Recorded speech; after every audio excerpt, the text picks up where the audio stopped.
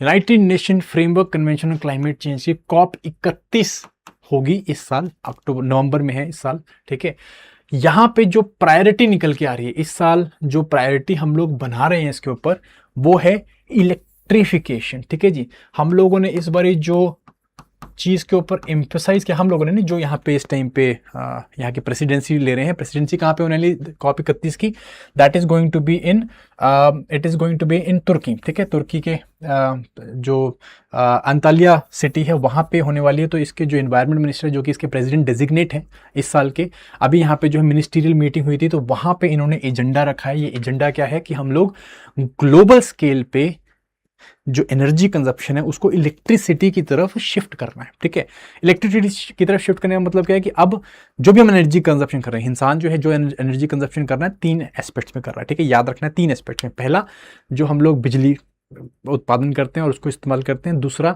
Movement के लिए, ठीक है, जिससे हम लोग व्हीकलर मूवमेंट करते हैं लॉजिस्टिक्स में। तीसरा है हीटिंग एंड कूलिंग के लिए। ठीक है, तो ये बात कर रहे हैं कि भाई ग्लोबल स्केल में जो बिजली, इलेक्ट्रिसिटी का एनर्जी में जो कंजप्शन है उसका हिस्सा, इलेक्ट्रिसिटी का कंजप्शन हिस्सा है एनर्जी कंजप्शन, उसको बढ़ाएंगे। ठीक है, और इससे हम क्या इंश्योर कर पाएंगे कि हम धीरे धीरे करके फॉसिल फ्यूल्स को रिप्लेस कर सकें। कैसे करेंगे इसको समझेंगे हम लोग अभी, बहुत इंपॉर्टेंट चीज़ है।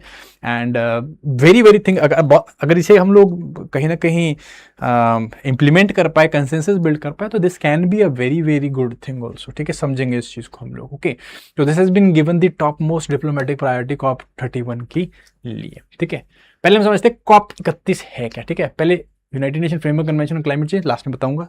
ठीक है, इसको हम समझेंगे, बट पहले समझते हैं कॉप 31 है क्या। ठीक है, अब COP 31 basically it is the 31st conference. ठीक है, 31st conference of COP, conference of parties. ठीक है, किस चीज की पार्टी है ये?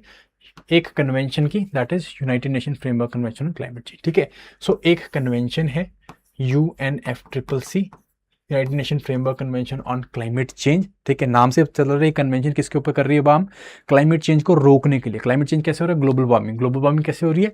ग्रीन हाउस गैस इमिशन से। सो आइडिया इसका क्या है कि ग्रीन हाउस गैस इमिशन को कम किया जाए, उनकी जो इमिशन हो रही है उसके ऊपर कैप लगाया जाए, और इससे हम लोग global warming and climate change को रोक सकें। ठीक है, तो UNFCCC अब ये मिलते हैं। ठीक है, ये जो है वो जो भी इसकी पार्टी है, जिसने भी इस कन्वेंशन को साइन किया हुआ है, वो मिलते हैं कॉप के अंदर, कॉन्फ्रेंस ऑफ पार्टीज के अंदर। ठीक है, हर साल ये मिलते हैं और यहाँ पे 31वीं बार मिलेंगे अंतालिया तुर्की में। ठीक है, ये जो UNFCCC है ये लीगली बाइंडिंग नहीं है, याद रखना, लीगली बाइंडिंग नहीं है। ट्रीटी अपने आप में लीगली बाइंडिंग नहीं है, इसके अंदर हम लोग डिफरेंट प्रोटोकॉल साइन करते हैं, वो बाइंडिंग होते हैं। ठीक है कि नहीं? तो UNFCCC कब बनाई गई थी? 1992 में हम लोगों की एक समिट हुई थी इंटरनेशनल लेवल पे यूनाइटेड नेशंस की। इसे हम लोग अर्थ समिट बोलते हैं, या इसे हम लोग United nation conference on environment and development UNCED भी बोल देते हैं।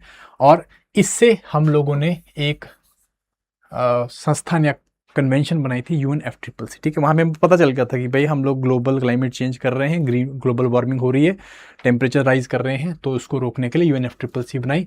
और फिर उसको हम लोगों ने 1992 में साइन करना स्टार्ट किया। 1994 में बहुत सारे मेंबर्स ने साइन कर दिया था, और उसके बाद 1995 ऑनवर्ड्स हर साल ये UNFCCC के मेंबर्स मिलते थे थ्रू कॉन्फ्रेंस ऑफ पार्टी। ठीक है, तो कॉन्फ्रेंस ऑफ पार्टीज बन के हर साल मिलते हैं। 1995 से चालू है, कॉप 1 हुई थी, उसके बाद कॉप 2, कॉप 3, कॉप 4 ऐसे चलती रही। ठीक है, हेडक्वार्टर्स कहाँ पे है? बॉन, जर्मनी में है।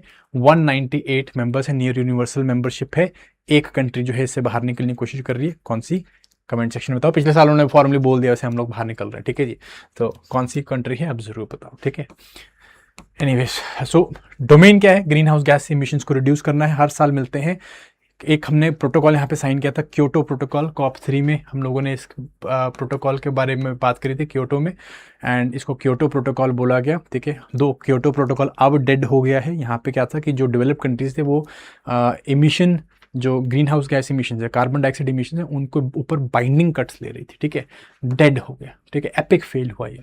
उसके बाद इसको फेल होने के बाद 2015 में जो कॉप 21 हुई, उसके तहत हम लोगों ने एक और डील बनाई जिसमें पूरा वर्ल्ड जो है वो मिलकर क्या करेगा, क्लाइमेट या जो आपके इमिशंस को रोकने के लिए कुछ प्लेज लेगा और इन प्लेजेस के बेसिस पे हम लोग ने टारगेट लिया कि हम लोग अपने जो क्लाइमेट है उसमें 1.5 डिग्री सेल्सियस का राइज यहाँ तक इसको रोकने की कोशिश करेंगे एंड हो सके एट मैक्स लाइक 2 डिग्री से ऊपर तो बिल्कुल नहीं बढ़ने देंगे, अगर हो सके तो 1.5 डिग्री तक रोकने की कोशिश करेंगे, ठीक, टेम्परेचर राइज को, जो कि बाय द वे पिछली बार मैंने बताया था आपको कि ऑलरेडी हम लोगों ने 2023 में हमने 2024 में हमने से ब्रीच कर दिया है, ठीक है ना, और लाइकली 2026 में भी शायद ब्रीच हो जाए, बिकॉज एल नीनो ईयर है, खतरनाक ईयर चल रहा है हम लोग का, ठीक है जी, सुपर एल नीनो जो है वो एक्टिव हो चुका है।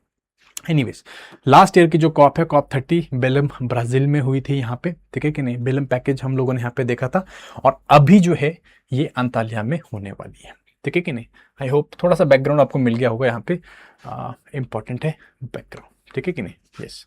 तो कॉप 31 की प्रायोरिटी है क्या, ठीक है, यहाँ पे हम लोग क्या कर रहे हैं, जैसे कि मैंने आपको बताया कि 35/35 मीट्रिक हम लोग यहाँ पे लेके आने वाले। दैट मीन्स अभी देखो आइडिया है कि इन्होंने क्या बोला, इंटरनेशनल रिन्यूएबल एनर्जी एजेंसी ने बोला है कि अगर हम लोग अपनी इलेक्ट्रिसिटी को जो भी हम लोग एनर्जी कंजप्शन कर रहे हैं वो हमारी टोटल एनर्जी कंजप्शन का सिर्फ 20% है, ठीक है, समझना इसको, जो हम लोग टोटल एनर्जी कंजप्शन कर रहे हैं उसका इलेक्ट्रिसिटी जो है सिर्फ 20% हिस्सा बनाती है।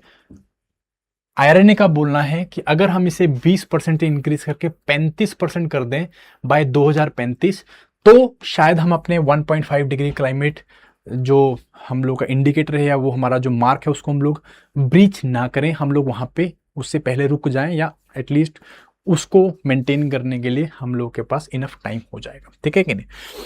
तो समझते हैं ये क्या चीज़, देखो मैंने आपको भी बताया कि हम लोग का जो भी एनर्जी कंजप्शन है, ठीक है, this energy consumption is happening through 3 aspects, ठीक है, 3 एस्पेक्ट्स के थ्रू हो रहा है, ठीक है। सबसे पहला है आपका इलेक्ट्रिसिटी, विच इज रफली 20-22% के आसपास में जितना भी एनर्जी कंजप्शन है इलेक्ट्रिसिटी के थ्रू, 29% के आसपास में ट्रांसपोर्ट है, एंड 50% जो है हीटिंग एंड कूलिंग है, 50%, ठीक है कि नहीं।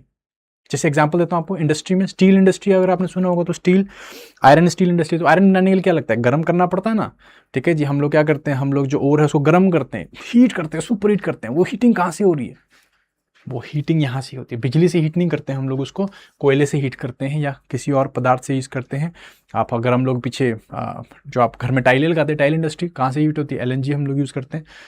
तो ये सारी चीज़ें जो हैं, सॉरी आपका LPG, ठीक है, नॉट LPG, ठीक है, CNG हम लोग यूज़ करते हैं, कंप्रेस्ड नेचुरल गैस यूज़ करते हैं।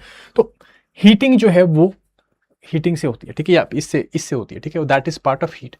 इलेक्ट्रिसिटी जस्ट 22% के आसपास में, ट्रांसपोर्ट 29% है, ठीक है कि नहीं। अब इनका बोलना है कि इसको इंक्रीज करो 35%।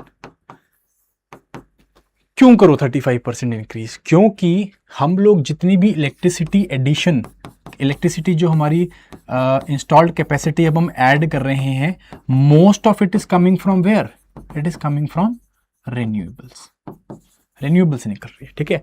आज की डेट में अगर मैं बात करूं, जितनी भी इलेक्ट्रिसिटी एडिशन न्यू कर रहे हैं हम लोग, majority of it is coming from the renewables, ठीक है, सोलर पावर से, हाइड्रो पावर से, विंड पावर से, ठीक है जी।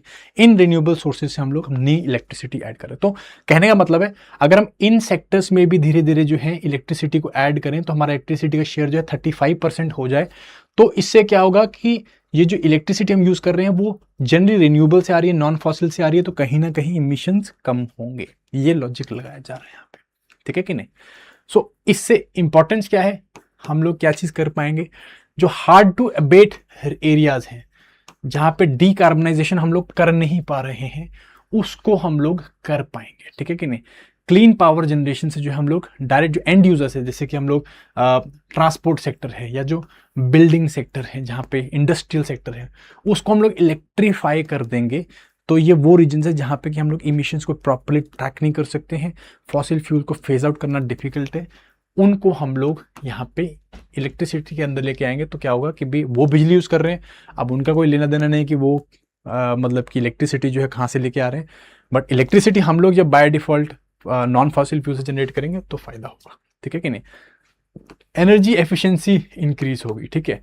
कैसे एनर्जी एफिशिएंसी यूज होगी, जो भी इंडस्ट्रीज हैं या फिर ट्रांसपोर्ट सेक्टर है, अगर बिजली को यूज कर रहा है, ठीक है, मूवमेंट के लिए, हीटिंग के लिए, तो एफिशिएंसी लेके आने की कोशिश करेगी, ठीक है। इसका बेस्ट एग्जांपल देता हूं मैं आपको, ईवी कार्स है, जो हम ईवी कार्स हम लोग बना रहे हैं, तो ईवी कार्स में क्या है, हम लोग एनर्जी डेंसिटी की बात कर रहे हैं कि भाई कम से कम बिजली में, या हम लोग क्या कर सके भाई मोस्ट एफिशिएंट वे में हम लोग ज़्यादा डिस्टेंस को कवर कर सके कम से कम बिजली में, ठीक है। तो हम लोग क्या करेंगे, इनोवेट करेंगे, मॉडर्न एनर्जी टेक्नोलॉजीज जो है वो निकल के आएंगे। जैसे इलेक्ट्रिक, अपने घर में जो हम लोग जो कुकर्स यूज़ कर रहे हैं आजकल, ठीक है ना, या आपका इंडक्शन कुकर्स यूज़ कर रहे हैं, तो इंडक्शन जो है वो क्या है, वो एक तरह की न्यू टेक्नोलॉजी है, बेटर वे में हम हीट को ट्रांसफ़र कर पा रहे हैं, ठीक है। इस तरह की और बेटर टेक्नोलॉजीज हम लोग यहाँ पे बना पाएंगे, ठीक है कि नहीं। सिमिलरली इससे हम लोग फॉसिल फ्यूल की वॉलेटिलिटी भी कम कर पाएंगे, क्यों, बिकॉज बहुत सारी इंडस्ट्री को चाहिए, ठीक है। इंडस्ट्रीज में बहुत सारी इंडस्ट्रीज को कोल चाहिए, अगर वो ग्रीन हाइड्रोजन पे चले गए हैं या वो बिजली पे चले गए हैं जो कि रिन्यूएबल से बनाई जा रही है, तो फॉसिल फ्यूल की जो डिमांड है, ठीक है, मल्टीपल एरिया से जो डिमांड है वो कम हो जाएगी, या उसमें वॉलेटिलिटी है वो रिड्यूस हो जाएगी, ठीक है। तो इससे क्या होगा, सप्लाई साइड के जो शॉक्स हैं वो नहीं लगेंगे। जैसे कि मैं आपको अभी एग्जांपल दे रहा था, सेम मैंने एग्जांपल दिया आपको कि जो टाइल्स हैं, है ना, जो टाइल्स हैं, तो टाइल्स बेसिकली बन रही थी, जो कंप्रेस सीएनजी है उससे बन रही है, ठीक है जी, नॉट सीएनजी यार, आई थिंक इट्स एलपीजी से बनती है, ठीक है। सो एलपीजी से बनती है। अब हुआ क्या, वेस्ट एशियन क्राइसिस हो गया। वेस्ट एशियन क्राइसिस के कारण क्या है, अगेन ये जो टाइल इंडस्ट्री है ये सत्ते पे आ गई, ठीक है कि नहीं, क्यों, बिकॉज एलपीजी जो है अवेलेबल नहीं थी। अगर इलेक्ट्रिफिकेशन के ऊपर होती तो बहुत ज़्यादा इम्पैक्ट नहीं आता, ठीक है जी। तो ये कहने का मतलब है कि भी फॉसिल फ्यूल की जो वॉलेटिलिटी है वो कम हो सकती है, ठीक है। अब इतना ईजी नहीं है, ठीक है, जितना ईजी बोल दिया हम लोगों ने उतना ईजी है नहीं इसे करना। क्यों ईजी नहीं है, इसको समझते हैं। सबसे पहले कि इसके लिए अपने को सबसे इंपॉर्टेंट जो शब्द है ना वो है पावर ग्रिड। बिजली, अगर हम बाकी एरियाज हैं, ट्रांसपोर्ट सेक्टर है, इंडस्ट्रीज हैं, उनको भी बिजली पे चलाना चाहते हैं, तो हमें क्या चाहिए, बिजली को ट्रांसफर करने के लिए, ट्रांसमिशन करने के लिए सुपर स्ट्रॉन्ग ग्रिड चाहिए, और इनोवेटिव न्यू नया ग्रिड इंफ्रास्ट्रक्चर चाहिए, बड़ा चाहिए और सुपर स्ट्रॉन्ग चाहिए। तो ये सबसे बड़ा केविएट है यहाँ पे पावर ग्रिड्स, ठीक है। ग्रिड्स कहाँ से लाओगे और ग्रिड्स को स्टेबल कैसे रखोगे। अगर हम लोग ये काम करना चाहते हैं तो हर साल एटलीस्ट $1 ट्रिलियन हम लोग को अपने ग्रिड सिस्टम्स पे लगाना होगा, ठीक है जी। ग्रिड समझते हो ना, ग्रिड ये इस तरह से ट्रांसमिशन लाइन्स आपने देखेंगे, बड़ी बड़ी ट्रांसमिशन लाइन, हाई वोल्टेज जो डीसी करंट है HVDC जाता है, ठीक है। तो इस तरह की ग्रिड आपने पावर लाइन्स देखी होंगी, ये सब जो है कनेक्टेड है, इंटरकनेक्टेड है, जिसे हम ग्रिड बोलते हैं, पावर ग्रिड। ये पावर ग्रिड जो है कैसे, इसको हम लोग को और ज़्यादा इंप्रूव करना पड़ेगा, लगाना पड़ेगा, एक्सपैंड करना पड़ेगा, तभी जो है ये इतनी बिजली दे पाएगा आगे कि भाई इन सेक्टर्स में यूज़ की जा सके, ठीक है कि नहीं। तो इसके लिए $1 ट्रिलियन चाहिए। कहाँ से आएगा समझ में नहीं आ रहा भैया, कहाँ से आएगा, बहुत इंपॉर्टेंट प्रॉब्लम, ठीक है।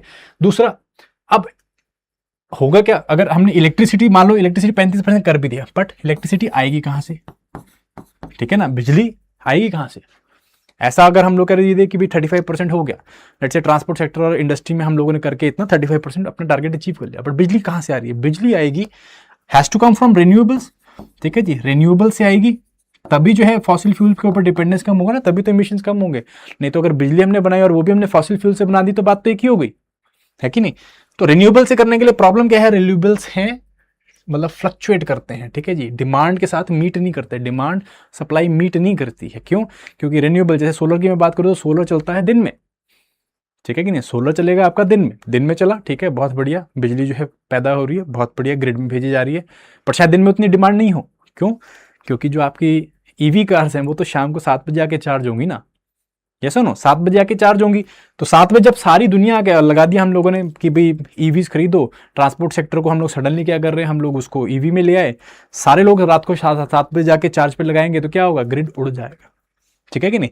तो ग्रिड उड़ जाएगा, इसको हमें भी तो देखना है, ये भी बहुत बड़ा प्रॉब्लम, वो ग्रिड का ही प्रॉब्लम है कि ग्रिड को हम लोगों ने क्या करना है, इस इंटरमिटेंट रिन्यूएबल एनर्जी के साथ जो है वो मैच करना है। मैच करने के लिए हमें क्या करना पड़ेगा, हमें एनर्जी स्टोरेज डिवाइसेस बनानी होगी, उसके ऊपर बहुत ज़्यादा मतलब हम लोग को इन्वेस्ट करना पड़ेगा। क्यों, बिकॉज जब हमें पर बहुत ज़्यादा सरप्लस हम लोग बिजली बना रहे हैं तो हम लोग स्टोरेज कर सके एनर्जी की, और फिर जब उसकी डिमांड रात को ऐसे चलते हैं, ठीक है, रात को जो है जब सब लोग घर पर पहुँचेंगे और बिजली यूज़ करेंगे तो कैसे होगा, है ना। तो ये चीज़ को, सिस्टम को, ग्रिड को जो है हम लोगों को पैरिटी लेके आना, ग्रिड की जो है फ्लेक्सिबिलिटी इंश्योर करना कि भाई डिमांड सप्लाई जो है वो सेम साइड में, ये बहुत डिफिकल्ट है, नहीं कर पाएंगे तो ग्रिड उड़ जाएगा, ठीक है। तो सबका धरा का धरा रहेगा ऑल दिस थिंग। ओके फिर कंसेंसस बनाना बड़ा डिफिकल्ट है, ठीक है। अभी 198 कंट्रीज हैं, ठीक है, इनके बीच में कंसेंसस बनाना वो बहुत ज़्यादा डिफिकल्ट है। कैसे बनाएंगे, this is also very very important, ठीक है। 193 टोटल नेशंस है, बहुत ज़्यादा इशू होने वाला है। और क्या होगा, क्लाइमेट फाइनेंस डाइवर्जन, ठीक है। अभी क्या हो रहा है, डेवलप्ड कंट्रीज क्या कर रही हैं, डेवलप्ड कंट्रीज जो है अपने फाइनेंस को डाइवर्ट कर रही हैं, ठीक है, वो बाकी एरियाज का। अभी क्योंकि अनसर्टेनिटी ना, डेवलप यूरोप भी वॉर में है, यूरोप वॉर में नहीं मतलब यूक्रेन रशिया वॉर, तो पूरा यूरोप वॉर पे, ठीक है। सिमिलरली यूएस था, वो भी वॉर पे था अभी। तो लोग क्या कर रहे हैं कि भी ऐसी टेक्नोलॉजीज में, इनोवेटिव टेक्नोलॉजी में पैसा ना लगा के अपनी नेशनल सिक्योरिटी के ऊपर पैसा लगा रहे हैं, ठीक है कि नहीं। तो क्या है, पैसा कहाँ से आएगा, develop countries not putting money, पैसा कहाँ से आएगा, डेवलपिंग कंट्रीज के पास पैसा है नहीं, तो कहाँ से आएगा, कहाँ से आएगा, पता नहीं कहाँ से आएगा। तो ग्रीन जो फंड है उसके ऊपर फंडिंग नहीं है, ये एक प्रॉब्लम है। टेक्नोलॉजी ट्रांसफर नहीं है, ठीक है जी, जो टेक्नोलॉजी है डेवलप कंट्रीज के पास है, ठीक है जी, अच्छे ग्रिड, अच्छे पैनल, सब कुछ टेक्नोलॉजी डेवलप कंट्री के पास है। डेवलपिंग कंट्रीज को देंगे कि नहीं देंगे, ये भी एक इशू है। तो सब इश्यूज हैं जिनके ऊपर काम करेंगे, तब जाके जो है ये चैलेंज हम लोग मतलब इन चैलेंजेस के ऊपर काम करना पड़ेगा, तब जाके हम लोग इसको ठीक कर सकते हैं, ठीक है। ओके, तो what is the way forward. First of all तो टारगेट बहुत अच्छा, ठीक है जी, target is very nice. I think if it can be done, क्योंकि हम लोग रिन्यूएबल्स के ऊपर डेफिनेटली इंस्टॉल कैपेसिटी इंक्रीज कर रहे हैं, और ग्रिड के ऊपर भी हम लोग जो ये डिमांड सप्लाई मिसमैच है, इसको भी कहीं ना कहीं इसके ऊपर देखने की कोशिश कर रहे हैं।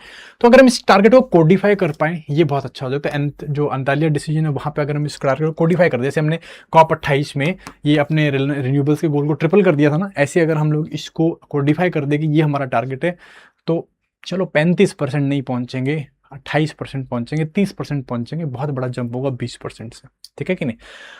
और कंट्रीज को क्या करने की जरूरत है, देख सॉवरेन वेल्थ ट्रांजिशन फंड्स क्यों नहीं बनाए हम लोग, ठीक है, ये भी हम लोग कर सकते हैं कि जो फॉसिल फ्यूल वाले बड़े बड़े कॉन्ग्लोमरेट्स हैं, जो ये फॉसिल फ्यूल्स के ऊपर काम कर रहे हैं, ठीक है, बड़ी बड़ी कंपनीज है, BP, ब्रिटिश पेट्रोलियम है ना, बहुत सारी कंपनीज है।